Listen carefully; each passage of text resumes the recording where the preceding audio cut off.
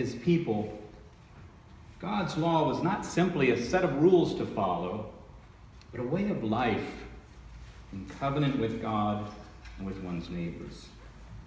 In fact, Psalm 19 is in part a song of praise for God's law. The law of God is perfect, reviving the soul, it says. The precepts of God are right, rejoicing the heart. The commandment of God is clear, enlightening the eyes. More to be desired are they than gold, even much fine gold, sweeter also than honey, and drippings of the honeycomb. When was the last time you felt that way about the Ten Commandments? Clearly, for the psalmist and for the Jewish people, God's law is far more than a challenging set of rules to follow. The law gives life and joy. It enlightens and revives. It is priceless and sweet. All too often, we assume the law is bad in some way, but maybe we're missing something. So let's listen again to this ancient text.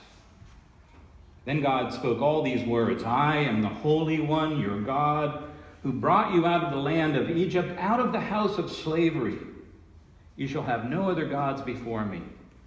You shall not make for yourself an idol, whether in the form of anything that is in heaven above, or that is on the earth beneath, or that is in the water under the earth. You shall not bow down to them or worship them. You shall not make wrongful use of the name of God, for the Holy One will not acquit anyone who misuses God's name. Remember the Sabbath day and keep it holy. 6 days you shall labor and do all your work, but the seventh day is a Sabbath to the Holy One your God. On the seventh day you shall not do any work, not you or your son or your daughter, not your male or female slave, not your livestock, not the alien resident in your towns. Honor your father and your mother, so that your days may be long in the land that God is giving you. You shall not murder. You shall not commit adultery. You shall not steal. You shall not bear false witness against your neighbor. You shall not covet your neighbor's house.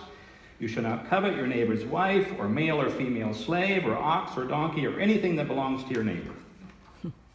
Here end the Ten Commandments in Exodus. However, let me say, I believe that if God could, God would now add something to this passage, something like, actually, upon further reflection, you shall not have male or female slaves, nor shall you refer to your wife or any other woman as though she were property. But we don't get that piece. But this is just another indication that we must seek to faithfully reinterpret culturally conditioned words in Scripture. Nevertheless, I think there is more to these ancient words than their cultural limitations. As Old Testament scholar Walter Brueggemann puts it, the God of the commandments is the liberating God of the Exodus. That's where the commandments begin. The liberating God of the Exodus who intends freedom and well-being for God's people. And the commandments themselves are intended to establish a covenantal relationship that is organized against every form of exploitation or oppression.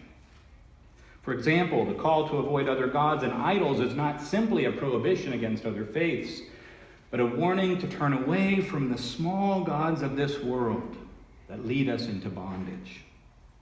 Brueggemann writes, these other gods in modern costume might include the destructive isms that are all around us: racism, sexism, ageism, nationalism, consumerism, militarism, all of which are attempts to organize life apart from the revolutionary purposes of God's freedom. So perhaps even for us, these commandments are meant to be more than mere rules for daily living.